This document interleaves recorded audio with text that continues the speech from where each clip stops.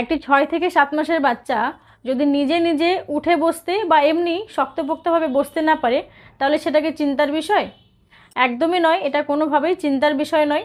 সাধারণত বাচ্চাকে 5 মাসের পর থেকেই পেছনে সাপোর্ট দিয়ে আপনি পেছনে দাঁড়ালেন, কোলের মধ্যে নিয়ে নিলেন, বা পেছনে বালিশ দিয়ে অর্থাৎ কোনো শক্ত সাপোর্ট দিয়ে বা নরম সাপোর্ট দিয়ে তাকে একা একা বসানো উচিত। 6 মাস বয়সের শেষের দিক থেকে বাচ্চাকে অবশ্যই পেছনে সাপোর্ট দিয়ে ট্রাইপড সিটিং অভ্যাস করানো উচিত।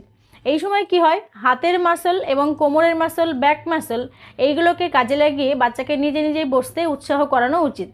এখানে চিন্তার কোনো কারণ নেই যে তার কোমরে লেগে যাবে। আমি একটা ভিডিও শেয়ার করব, এর সঙ্গেই বুঝতে পারবেন যে কেমনভাবে বসার কথা বলছি, ট্রাইপড সিটিং। এইভাবে যদি সে বসে, তাহলে এখানে বাবা মা বা অভিভাবকের চিন্তার কোনো কারণ নেই যে তার কোমরে লাগবে।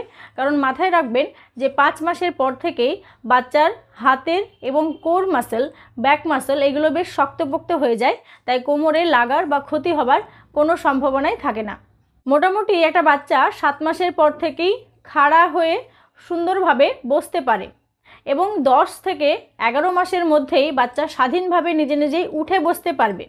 কোনো বাচ্চা যদি 11 থেকে 12 মাসের মধ্যেও নিজে নিজে উঠে বসতে বা স্বাধীনভাবে ছেড়ে দিলে বসতে না পারে, তখন সেটা কিন্তু বিপদ লক্ষণ বলে ধরে নেবেন।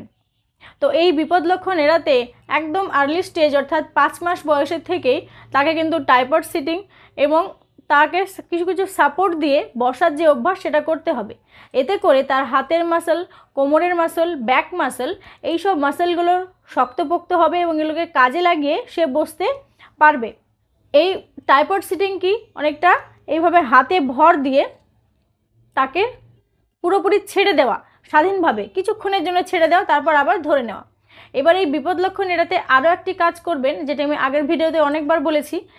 বাচ্চাকে শক্ত মেঝের ওপরে বা খাটের ওপরে তাকে দিনের বেশ কয়েকবার, বিশেষ করে 2 বার বা 3 বার শক্ত মেঝের ওপরে টামি টাইম দিন। শক্ত মেঝের ওপরে তাকে টামি টাইম দিন।